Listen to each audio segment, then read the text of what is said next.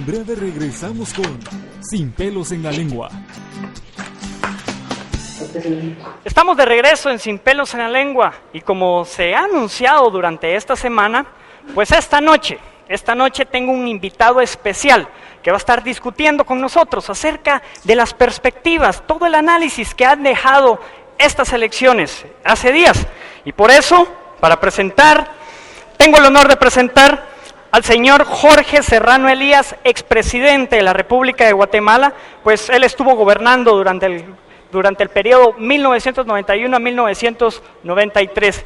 Bueno, ingeniero, es un gusto que esté aquí en Sin pelos en la lengua. ¿Cómo está? Espero que esté bien. Bueno, estoy bien, solo que un poquito golpeado de la voz. Como que alguna alergia aquí me pegó porque Panamá esta es época de muchísima cambios de temperatura, muy caliente en la calle, muy frío los ambientes de aire acondicionado y por el otro lado la humedad es fatal. Pero bueno, estoy bien, gracias a Dios, y trabajando mucho y siguiendo al pie de la letra lo que está sucediendo en mi país. Muchas gracias nuevamente por aceptar la invitación y darnos su tiempo para discutir un poquito con nosotros acerca de la coyuntura nacional que está sucediendo.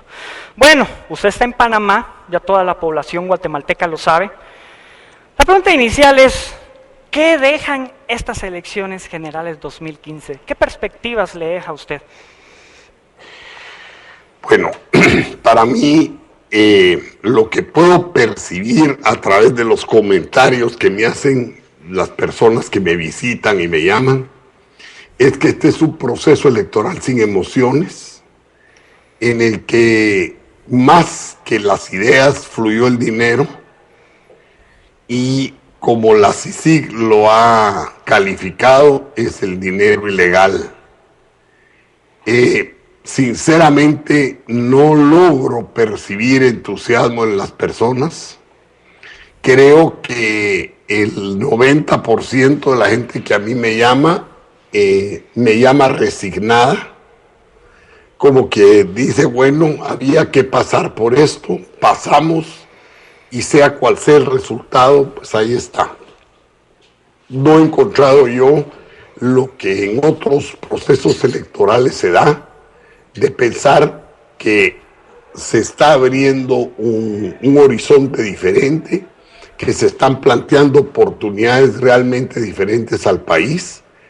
El hecho de que tanto tiempo se hayan tardado en contar los votos, el malestar que ha habido en gran parte del país, hace como que este sea un proceso raro, un proceso medio atípico, podríamos decir.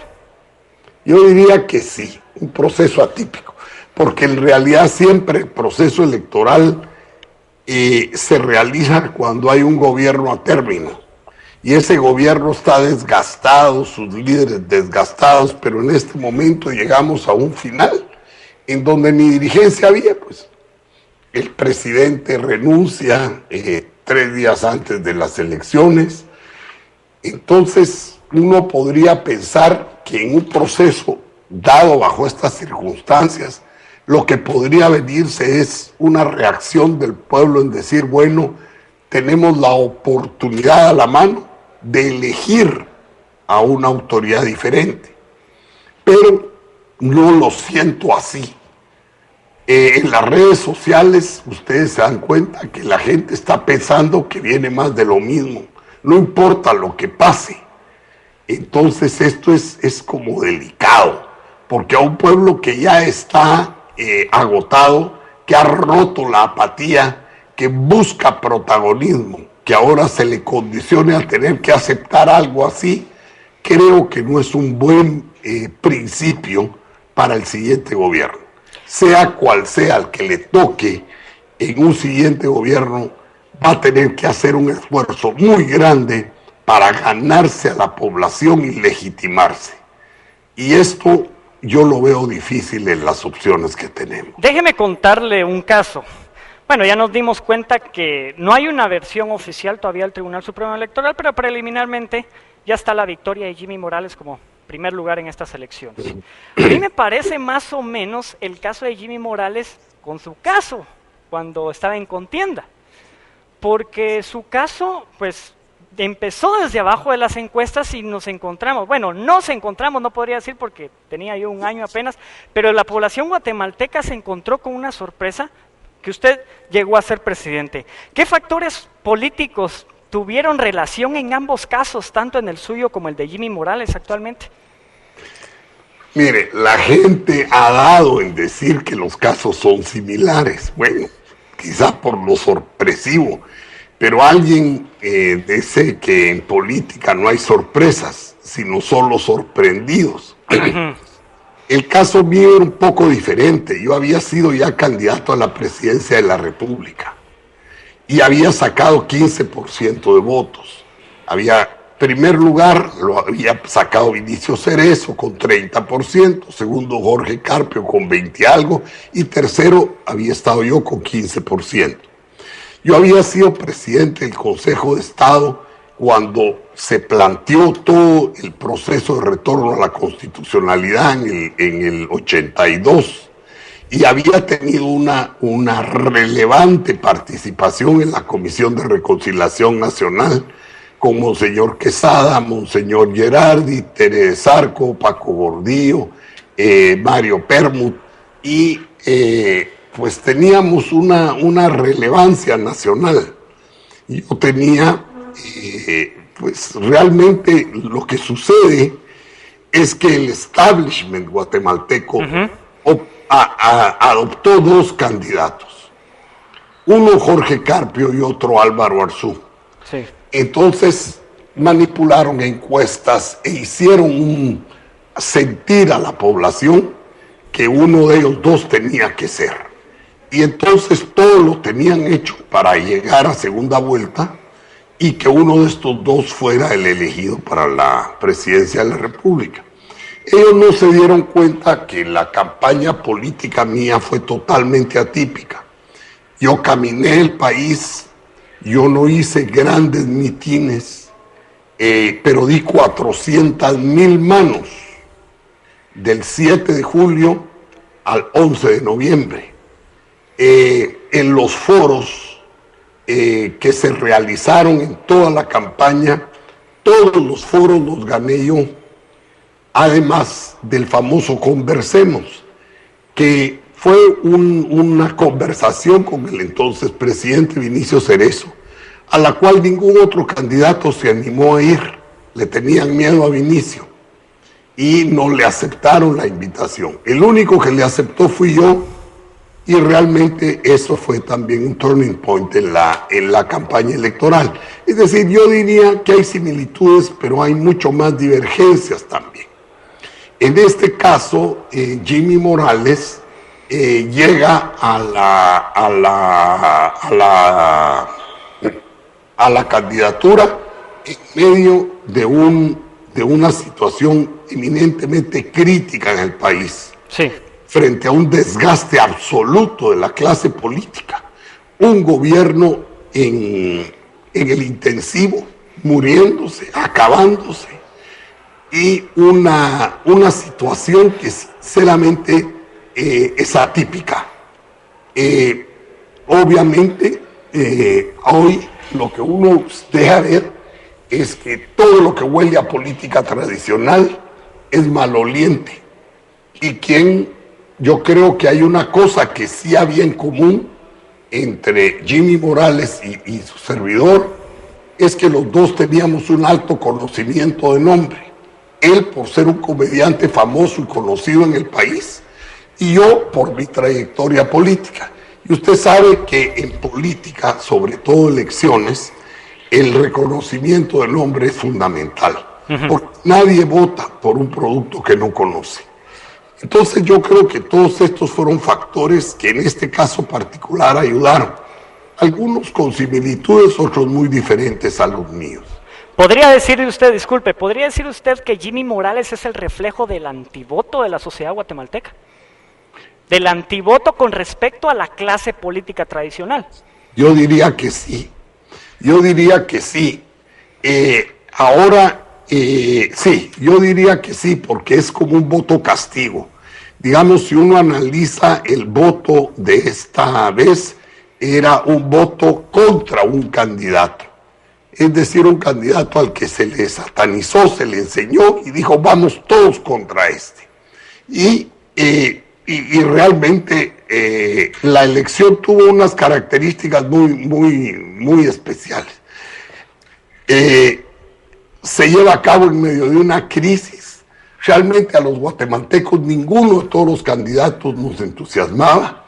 A mí me preguntaban por las redes sociales a qué candidato yo me inclinaba. Yo tenía que decir que a ninguno. ¿Por qué? Porque yo no estaba viendo los individuos, sino que estaba viendo el sistema. Y la verdad es que detrás de cada uno de todos los candidatos, aunque individualmente habían unos que valían la pena, que son personas a las que yo he conocido por años, pero por el otro lado, el sistema mismo, yo no le tengo ninguna confianza. Y yo sé que pase lo que pase, llegue al que llegue, el sistema lo va a copar, lo va a condicionar y vamos a estar muy pronto en una situación similar. Bueno, y por eso es necesaria esta reforma al sistema político guatemalteco, porque no sirve de nada que las mismas personas intachables, honorables, lleguen al poder si estamos parados en la misma plataforma en la cual ha venido desarrollándose, podríamos decir, en los últimos años. Totalmente. Mire, si nosotros venimos y se establece un nuevo Congreso con iguales o diferentes diputados, pero las circunstancias siguen siendo las mismas, del soborno, del manipuleo, de la amenaza, sinceramente no ganamos nada. Nosotros estamos hablando de una reforma a la ley electoral. Mire, yo creo que tal vez soy una de las personas que tal vez tiene más autoridad para poder hablar de la ley, porque la ley electoral vigente fue hecha por nosotros en el Consejo de Estado. La ley de partidos políticos fue hecha por nosotros en el Consejo de Estado.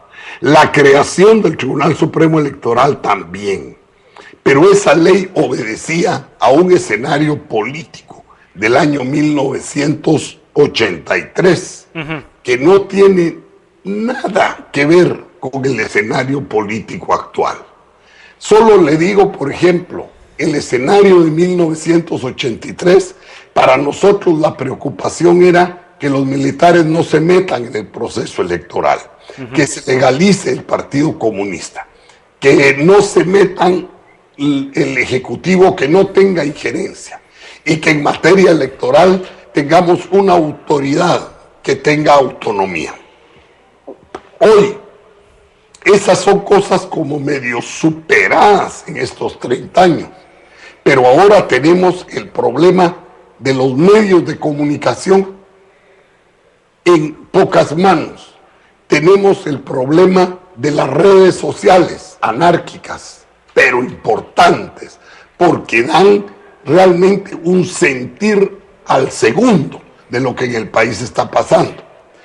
Tenemos el problema de la infiltración de capitales oscuros en los partidos políticos y en el proceso electoral. Quiere decir que lo que hoy nosotros tenemos que ver es muy diferente de lo que se vio en el año 1983. En aquel momento, para nosotros un partido político con 50 filiales era más o menos aceptable, porque lo que estábamos impulsando era la participación ciudadana. Hoy, ¿a dónde nos ha llevado eso? A que cualquiera hace un partido con 50 filiales. Sí. Y después salen como con una sociedad anónima a venderla. Mire, en el tiempo que para buscar unas futuras alianzas en segunda vuelta y tener un puesto en el sector de toma de decisiones. Sí. Mire, si yo tengo $50,000 libres, yo puedo comprar un partido político e inmediatamente ser candidato a la presidencia de la República. Y se supone que ese es el vehículo idóneo democrático para impulsar la democracia. Eso es falso, eso no es así.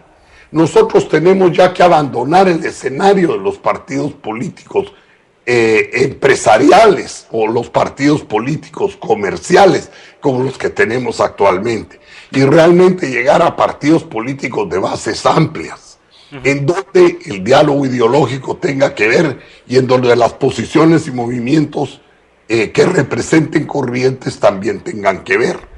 Eso en el esquema guatemalteco no se da. Entonces, hoy pensar en una reforma a la ley electoral y no pensar en una reforma sustantiva del Estado es una tontera.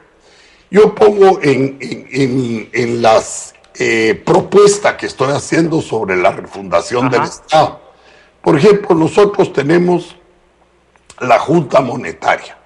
La Junta Monetaria es un ente autónomo que maneja la política monetaria y cambiaria del país. Esa Junta Monetaria tiene representantes de diferentes instituciones. Es más importante en algunos momentos para el manejo de la política económica del país que el mismo gabinete de la República, o es más importante que el Congreso en determinadas decisiones. Sin embargo, ¿quién tiene control sobre la gente que está haciendo, que se sienta en esa Junta Monetaria y que representa a sectores?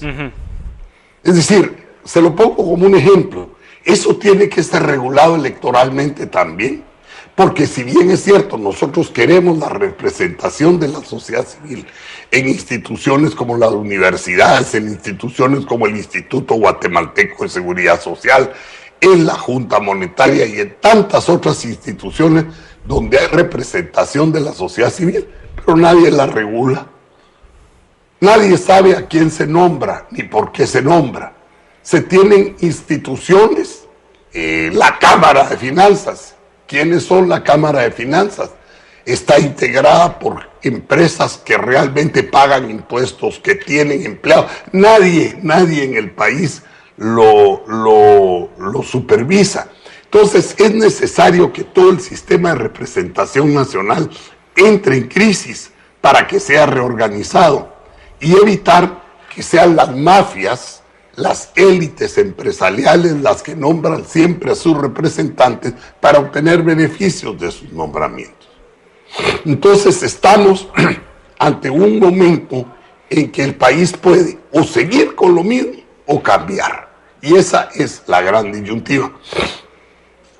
Mucha gente ve como una cosa ingenua el golpe que me dieron a mí.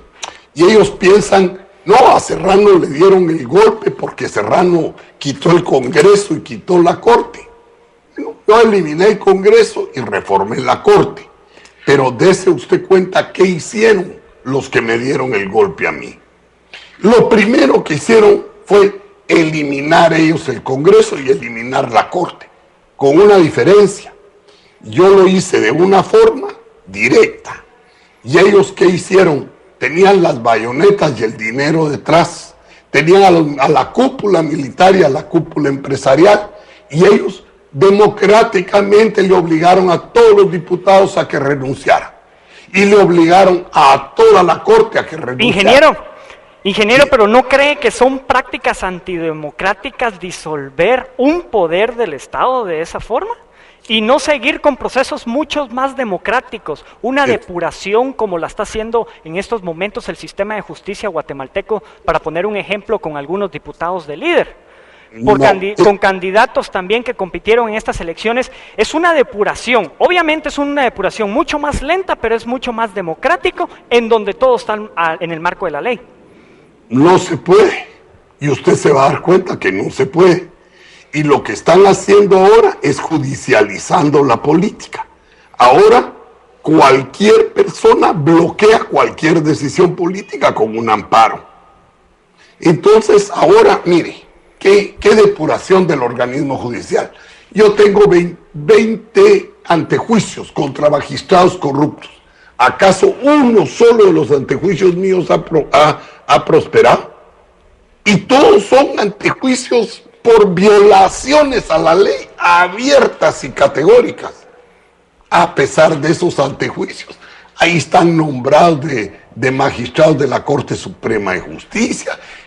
Mire, así en Guatemala nos podemos engañar, pero no vamos a llegar. Ahora pongamos una balanza. Déjeme decirle una cosa. A ver, cuénteme.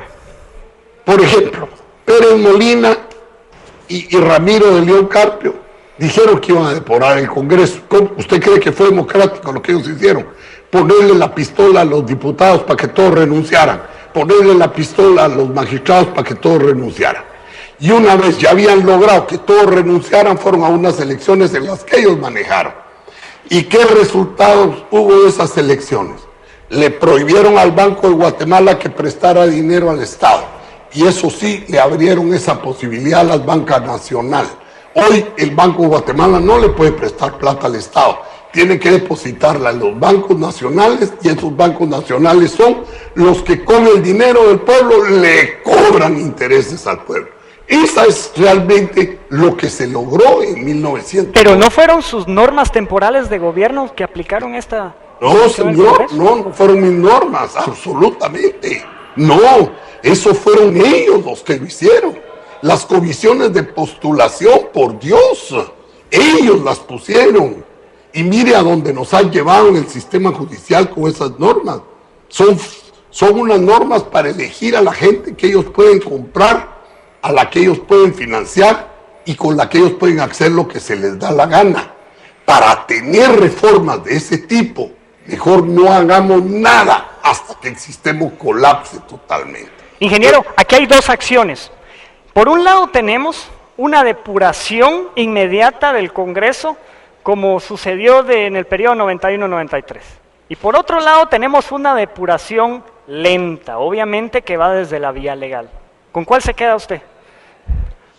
Mire, yo no creo en las depuraciones lentas, porque eso permite acomodos y eso permite manipulación por los grupos poderosos. Déjeme decirle, mire usted lo que está pasando ahorita con el proceso electoral. Yo no sé finalmente quiénes están detrás de Jimmy Morales, no sé quiénes están, pero si son los nombres que se dan, pues regresar 30 años en el país. Entonces, es decir, ¿para qué vamos a seguir engañando al pueblo? Para llegar a ponernos finalmente en un momento en que se venga verdaderamente una revolución y nos corten la cabeza. Yo espero que sea quien sea que salga electo presidente de este proceso electoral, se dé cuenta que tiene que trabajar independientemente, no de espaldas al pueblo, sino con el pueblo en la depuración. Mire, nosotros ahorita estamos dándonos cuenta de una cosa. Hasta Pérez Molina denuncia la línea 2, ¿cierto o no es cierto? Sí. Yo la he denunciado en mi libro, La Guayaba tiene dueño.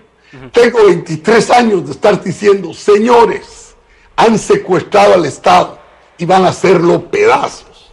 ¿Por qué? Porque cambiaron el bien común, la solidaridad, la fraternidad, por el bien de cierto élite empresarial. Secuestraron el Estado. Yo le hago a usted una pregunta.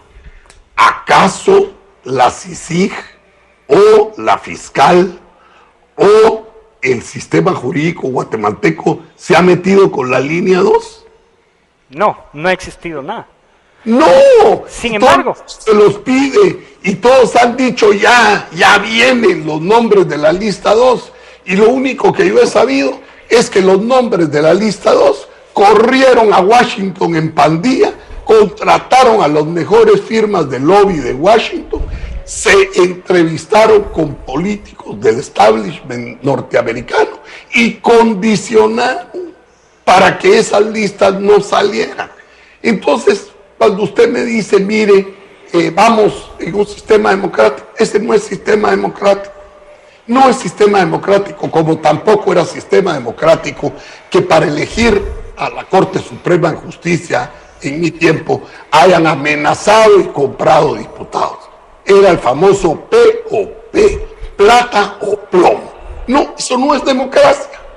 Y el que quiera ponerle a eso nombre de democracia está engañando al pueblo. Y le quiero decir una cosa. Antes que nada, quiero decirle que yo estoy rotundamente en contra del gobierno de Otto Pérez porque yo fui uno de esos ciudadanos que salió a las calles a manifestar, antes que le diga esto. ¿No cree que su crítica a Otto Pérez Molina más es personal que política?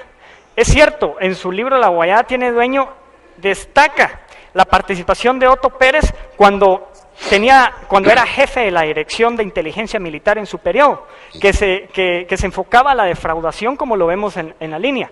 Sin embargo, él también pues movió su cuota de poder para crear una estabilidad institucional y así usted ya no tuviera ese poder dentro del país.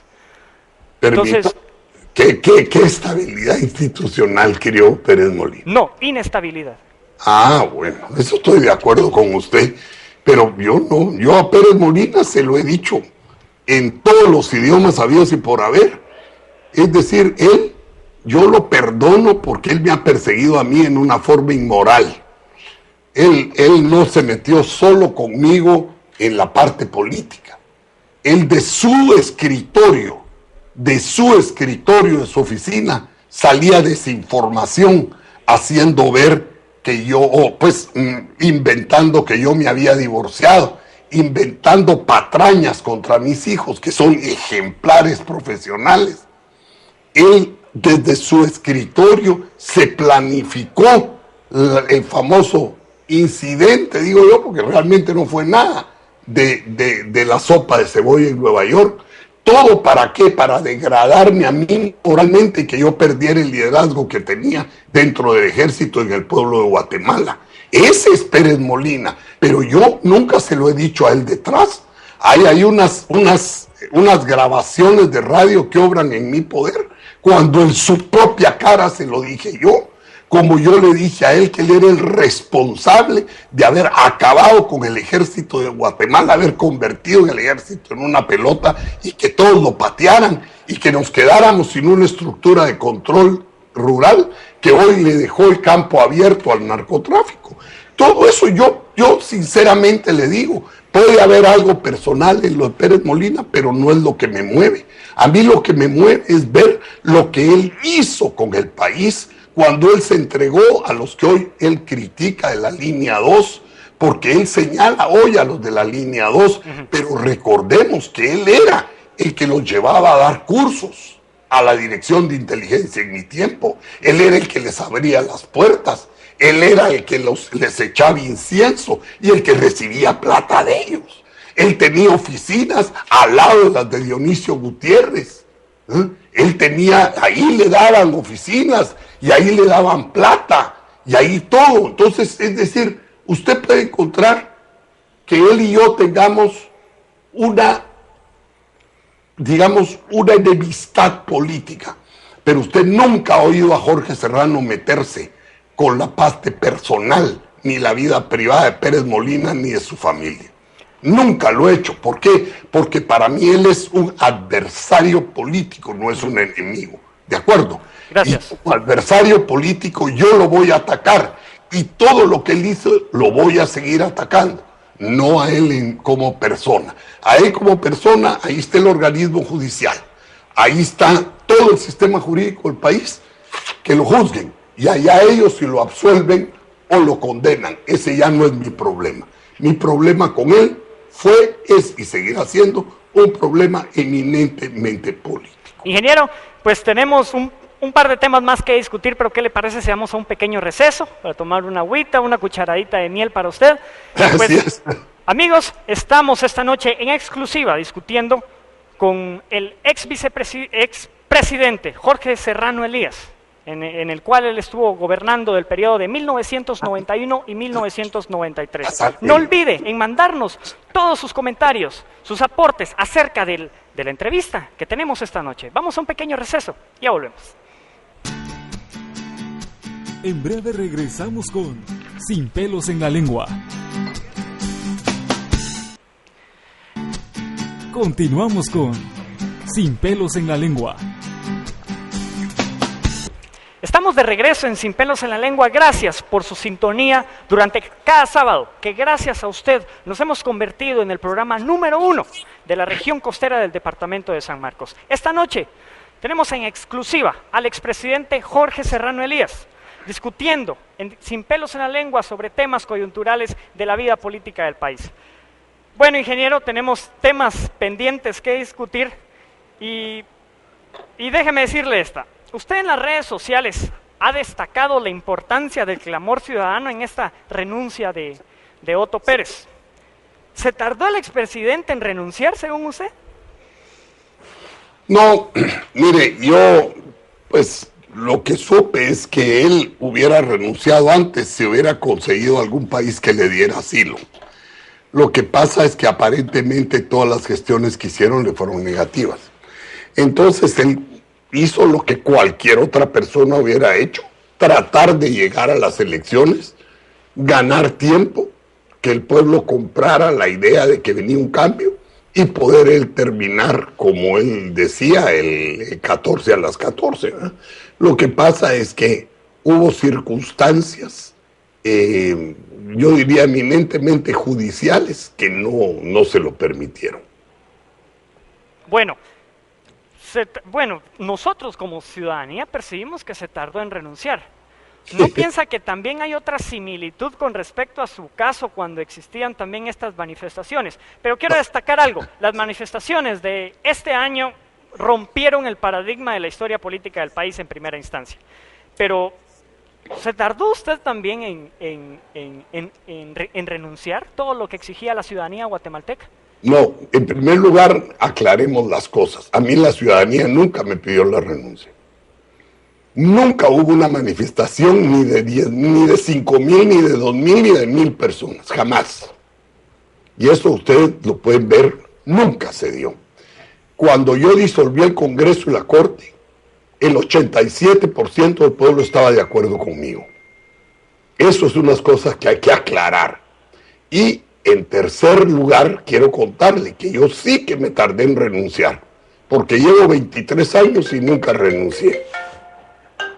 A mí nunca renuncié y me ofrecieron el moro, todo, para que yo renunciara. Yo renuncié. Y se lo dije al ejército, al grupo de comandantes que estaban reunidos. No voy a renunciar porque ustedes no tienen ni autoridad para pedirme la renuncia, ni tampoco, y se van a arrepentir de lo que están haciendo. Este es un problema civil que yo lo tengo que resolver con los civiles y los partidos políticos, y lo estamos resolviendo. Pero no renuncio. Si ustedes quieren, despónganme. Y yo nunca renuncié. Así que yo sí me tardé en renunciar.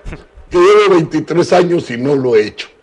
Y eso, pues, si yo lo hubiera hecho, yo estaría de regreso en Guatemala porque me lo ofrecieron 10,000 veces. Que yo renunciara, que resolviera ese problema. Pero mire usted cómo es la vida. El hecho que yo no haya renunciado es uno de los elementos jurídicos más fuertes que hoy tengo en mi favor en toda la lucha que estoy dando, nacional e internacionalmente. Porque todo lo actuado contra mí está cayendo en el campo de la ilegalidad y lo voy a demostrar. Ingeniero, el televidente se estará preguntando por qué estamos hablando también de Otto Pérez, y me gustaría también hablar rápidamente, de forma breve, porque falta un par de temas que discutir. ¿Por qué hablar también de Roxana Valdetti? Ambos estuvieron en su gobierno. Tanto Otto Pérez Molina fue jefe de la Dirección de Inteligencia Militar y Roxana Valdetti, subsecretaria de Relaciones Públicas, si no estoy mal, de su gobierno.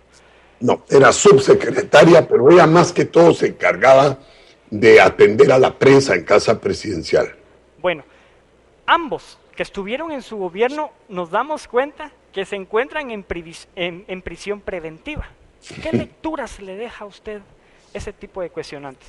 ¿Será que el sistema político explotó? ¿No podía aguantar más un día con el sistema que teníamos? ¿O qué lectura le da usted al respecto? No, mire, quiero decirle que Roxana Valdetti era una muchacha joven que había estado en la prensa como reportera y había dejado de trabajar en el noticiero donde trabajaba, y ahí fue donde yo la recluté y empezó a trabajar conmigo en la campaña, al final de mi campaña. como yo he dicho, yo tengo que ser, no es mi pariente, quiero aclararle, no somos parientes ni nada, pero ella fue correcta mientras el tiempo estuvo conmigo, yo nunca tuve nada que sentir de ella.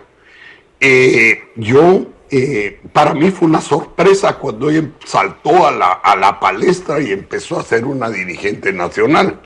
Nunca más yo volví a hablar con ella. En 23 años nunca, ni ella ha agarrado el teléfono, ni yo agarré el teléfono. He visto, sí, a través de los medios, a través de los comentarios, cómo ella fue tomando una prepotencia que era golpeante a veces. Me enteré después que ella era de las personas que más instigaba que se me persiguiera. Cuando la Sala Tercera declaró que lo que se había hecho contra mí era violatorio a todos mis derechos constitucionales y violaba la integridad del proceso judicial y el debido proceso. Cuando se enteró ella, me contaron que se puso como loca y que en casa presidencial todos gritaban, corrían, no podían pensar que yo regresara, hasta el extremo que usted sabe que Pérez Molina mandó a llamar a los magistrados y los amenazó. Y les dijo que echaban para atrás en esa resolución o que se atuvieran a las consecuencias. Me contaron después que uno de los magistrados le dijo que iba a rasurar su voto y le dijo, usted no razona nada con eso. Y entonces, en un caso insólito, el mismo tribunal, cuando ya habían amparos y ya estaba sometido a la Corte Suprema, cuando ya el tribunal no tenía jurisdicción, votan la misma resolución, su misma resolución. Es una cosa grotesca lo que hicieron conmigo. Y todo lo que a mí me han contado es que Roxana y Otto Pérez Molina en su, digamos, persecución contra mí, sí estaban graníticamente unidos y la hacían conjuntas. Bueno, al ver estos funcionarios que ya están bajo la tutela del sistema de justicia guatemalteco, ¿usted tiene pensado en regresar al país y enfrentar la justicia, ingeniero? Mire, si algo yo desearía en mi vida es regresar a Guatemala. Enfrentar la justicia, llevo 23 años enfrentándola. El último amparo, el último recurso, el último habeas corpus lo presenté hace un mes. Y todos han tenido la misma suerte. Nunca ha habido alguien que quiera realmente jugársela por hacerme justicia. Y siempre han esgrimido asuntos procesales o arbitrariedades como la de la Corte de Constitucionalidad, que cuando la acorralamos contra el recurso que me pusiera Vladimir Aguilar, que hoy es magistrado de la Corte Suprema de Justicia, un recurso ilegal porque él estaba prohibido por el artículo 25 de la ley de... Bueno, él tenía prohibido actuar penalmente. Y como habían 35 casos de jurisprudencia que nosotros aportamos, fue tal la presión que hubo sobre la Corte que lo que decidieron fue decir que se rechazaba el recurso porque estaba mal puesta la firma en un poder. Entonces, cuando usted ve las atrocidades que han cometido contra mí, ¿cómo me voy a someter a esta justicia? Bajo ningún punto de vista. Resuelvan, por lo menos esgriman pruebas. Llevan un proceso abierto contra mí que tiene 23 años, casi 24. Nunca han aportado una prueba. Nunca. Simple y sencillamente ratifican y ratifican la persecución judicial. Y los jueces lo hacen sin que se presente ninguna prueba. Ahí están los informes del Ministerio de Relaciones Exteriores de Guatemala, donde dice que las supuestas pruebas aportadas no apuntan a los delitos que se me acusan. Pero eso le ha importado un bledo al Estado guatemalteco. Me ha perseguido y punto, sin saber por qué, simple y sencillamente porque hay grupos muy poderosos como los Gutiérrez que tuvieron por mucho tiempo, yo no sé si todavía lo tienen, abogados dedicados a que nada caminara en mi caso, como Pérez Molina, que cuando se enteraba de algo se ponía como loco. Y ahora que me he enterado también que parece que Roxana Valdetti se ponía igual. Entonces, bueno, yo ante esas circunstancias yo no me voy a exponer aquí a un juicio. No, ya, ahorita hay 20,000 en los juicios que he promovido, hay 20,000 razones para haber sido absuelto. Pero si no tienen pruebas, ¿no considera usted que sería más beneficioso para usted pues hacerse presente al sistema de justicia del país? Pero ¿qué sistema de justicia? Es que el día que en Guatemala haya un sistema de justicia, yo me presento en 2 minutos.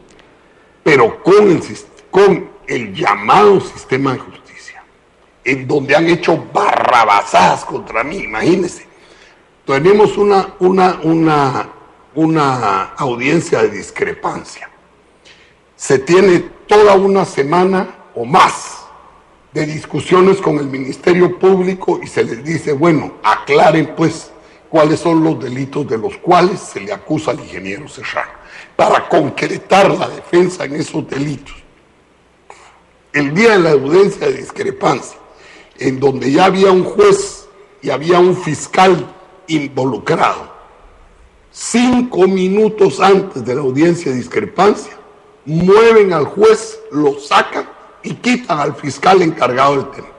Y se presentan mis abogados con el fiscal y una nueva juez. Se hace toda la presentación, el fiscal casi ni habla y el juez dice, bueno, este caso ya lo conozco, se desestima. Y era una audiencia que se había logrado de común acuerdo con el Ministerio Público. ¿Qué presiones hubieron detrás para que eso se diera así? No me iban ni siquiera a conceder el derecho de la apelación y me lo concedieron, me lo tuvieron que conceder por una simple razón, porque el fiscal que nombraron de emergencia no era colegiado activo en el Colegio de Abogados, y entonces la juez y la fiscalía se dieron cuenta que si ellos seguían con eso se podían ir a la cárcel, porque actuaron ilegalmente en la audiencia. Entonces, mejor para callarme, me dieron el pase para que yo pudiera apelar en la sala tercera. Entonces, ¿yo qué voy a seguir perdiendo mi tiempo cuando he sido sometido a las arbitrariedades y barrabasadas más grandes que se han cometido contra un ciudadano? Llevo 23 años sometido a eso.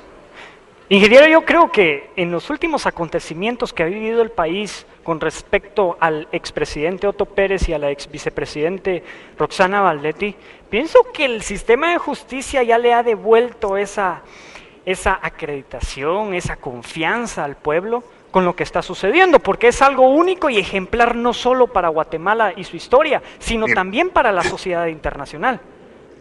Eso es una cuestión coyuntural y política.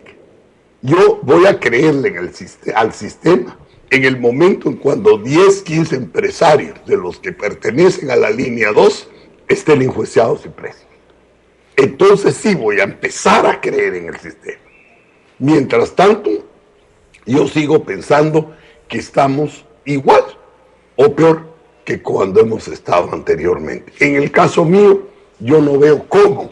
Es decir, ya que le digo a usted, la propia fiscal general de la Nación, en un caso como el mío, en donde todo está prescrito, en donde la ley de reconciliación me ampara, en donde se han cometido arbitrariedades conmigo en la Corte de Constitucionalidad, en la Corte Suprema de Justicia, tramitando amparos ilegales, donde en la Sala Tercera se echan para atrás resoluciones que estaban firmes. Bueno, con eso la fiscal debía presentarse al tribunal y decir, sobreseen porque es una vergüenza. Eso no necesita ni que yo se lo pida. Sus fiscales conocen lo que han pasado y ellos lo podrían visitar. Ahora, yo lo que estoy ahora es esperando mi turno en la Corte Interamericana de Derechos Humanos. Ya tengo presentada la denuncia. La denuncia es una denuncia que llama mucho la atención porque presentamos más de 50 pruebas documentales como me decía un abogado que vio esto, Jorge, presentaste la prueba reina. Es decir, aquí no es que tú estás diciendo esto y que lo vas a tener que demostrar. Cualquier juzgador tiene la evidencia en sus manos y lo único que le corresponde es ver si esa evidencia es auténtica o no. Entonces, yo creo que son las instancias internacionales, tanto la Corte Interamericana de Derechos Humanos como la Corte Internacional de la Haya, ante las cuales yo voy a dirimir mi situación. Por de pronto ya me cansé de estar tocando la puerta y que me la tiren en la cara en todos los tribunales de justicia guatemaltecos. Ingeniero, para ir finalizando el tema de una forma breve, anteriormente la entrevista empezó a dar las primeras luces de lo que se trata su movimiento a la refundación y la necesidad de reformas al sistema político guatemalteco. De forma breve, ¿qué necesita el Estado guatemalteco para mejorar su sistema político? Pues que, como todos ya sabemos, pues está desacreditado y corrompido. Mire, yo parto de un principio. Todo nuestro sistema político y nuestro Estado es un Estado irresponsable. No es que hoy fue Otto Pérez Molina y que ayer fue Vinicio, o fue Jorge Serrano, o fue Álvaro Colón, o Álvaro Arzú, o Alfonso Portillo. No. Es decir, en nuestro sistema político no se rinde cuentas, punto.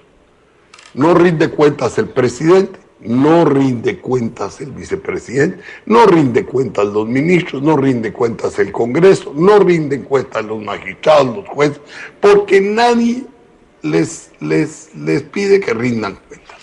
Ese es un problema serio en nuestro sistema político. Otro problema muy serio en nuestro problema político es la representatividad. Es decir, un presidente, un diputado tiene que representar a alguien. Si usted mete una lista nacional, ese diputado no representa a nadie, entonces él es dueño de su propia independencia, él hace lo que se le da la gana, cambia de partido político como se cambian los calzoncillos todos los días, y entonces eso hace que tengamos una inestabilidad estructural. Los jueces lo mismo, es en la jerarquía judicial, los jefes de los jueces son los magistrados de las salas, y los jefes de los magistrados de la sala son los jefes de la corte. Entonces un juez no puede tener independencia en sus fallos, porque saben que sus jefes le van a corregir la plana. Entonces el sistema judicial, en lugar de que sean independientes 3 instancias, hay una sola jerarquía. Hay que dividir la Corte Suprema de Justicia. Por un lado, hacer la parte eminentemente jurisdiccional, que es donde se llevan a cabo toda la parte judicial, y por el otro lado la parte administrativa. El Congreso de la República no puede tener representantes que no representan a nadie. Tenemos que dividir el país por distritos y que si es por manzana, pero la gente sepa quién tiene que defender los derechos. Y por el otro lado, en un sistema parlamentario como el nuestro, con una sociedad tan débil como la nuestra, la importancia de la sociedad civil es muy importante. Por eso yo propongo la creación de un Consejo de Estado, que no actúe como un Senado, pero sí como un ente contralor y asesor del Congreso de la República. Y finalmente la creación de un estamento de control que no solo controle el gasto público y la ejecución presupuestaria, sino que controle también la forma como el Ejecutivo o como cada uno de todos los funcionarios del Estado ejercen las funciones para las cuales fueron electas. Entonces, yo creo que tenemos que cambiar nuestro Estado. Yo propongo que en lugar de 3 entes republicanos, como es el organismo judicial, el ejecutivo, el legislativo, se cree el estamento de control y el estamento político electoral. Es decir, es increíble o no debe ser que el mismo tribunal electoral sea el que organiza las elecciones y el que las juzga, porque es juez y parte, y eso no puede ser. Tenemos que tener un estamento que controle toda la actividad política del país y un tribunal que está simple y sencillamente supervisando jurídicamente que se cumpla la ley. Entonces, esa es la estructura que yo pienso que el Estado debe modificarse. Por el otro lado, hay problemas estructurales de nación que tenemos que cambiar. Ya la concepción de nuestro país como un país monocultural es errónea. Nosotros tenemos que entrar ya a una concepción de un país pluricultural en donde se reconozca las características culturales de los pueblos indígenas y que sean tomadas en cuenta en la legislación y en el devenir histórico de la nación. Por el otro lado, es ya necesario que hagamos una reforma agraria, una reforma rural en el país. No podemos pensar que podemos desarrollar el país con una estructura agraria caduca, propia de hace 200 años. Por otro lado, también hay que democratizar el capital. Tenemos que darle acceso al ahorro del pobre, a las grandes empresas, lo cual actualmente no se da. Entonces, solo el gran empresario tiene derecho a ganar grandes utilidades. El pobre guatemalteco que está en Miami, que está en Los Ángeles, que está en Chicago trabajando, manda sus ahorros y sus ahorros no son invertidos en forma eficiente, sino que van al gasto y van a inversión que es superflua. Entonces hay una serie de cosas que nosotros tenemos que trabajar. La descentralización misma del Estado tiene que tener una concepción especial. Y así hay muchos programas que yo menciono en el programa de refundación del Estado que tenemos que tomar en cuenta. Yo no pienso que tengamos que entrar a una marginación de ningún grupo, ni económico, ni social, ni nada. Pero sí considero que los grupos económicos que han tenido un control predominante del Estado, es el momento en que tienen que ceder. Es el momento en que tienen que aceptar que Guatemala tiene derecho a ser una sociedad moderna. Y tras de eso es tras de lo que voy.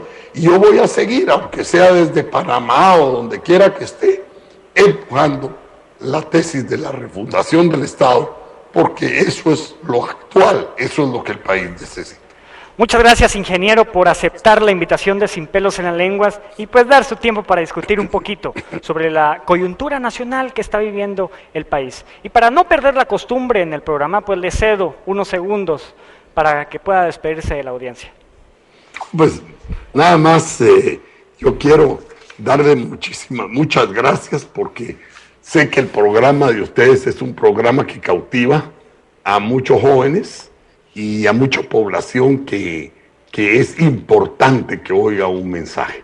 Yo, pues en las redes sociales, tengo ya como 180,000 seguidores, más de 130,000 seguidores son gente joven, que está entre los 17 y 37 años, y pues me siento muy contento y siento que estoy cumpliendo una función. Estoy generando una conciencia, dialogo con ellos. Creo que hasta cierto punto estoy transmitiendo parte de mi experiencia en lo que debe ser la forma de enjuiciar los procesos políticos, para no dejarse guiar única y exclusivamente por el Vox Populi o por los análisis muy simplistas que a veces se dan en nuestra sociedad. Así que los felicito mucho, Clifford, y muchísimas gracias por esta oportunidad. Gracias, ingeniero, a usted, y espero que tengamos otra comunicación muy pronto. Esta noche estuvo con nosotros el expresidente Jorge Serrano Elías, que estuvo en gobierno en el periodo de 1991 a 1993. Estuvo esta noche en exclusiva para Sin Pelos en la Lengua discutiendo la coyuntura nacional. Así que el programa no termina y no se olvide que falta la parte de las conclusiones. Ya regresamos.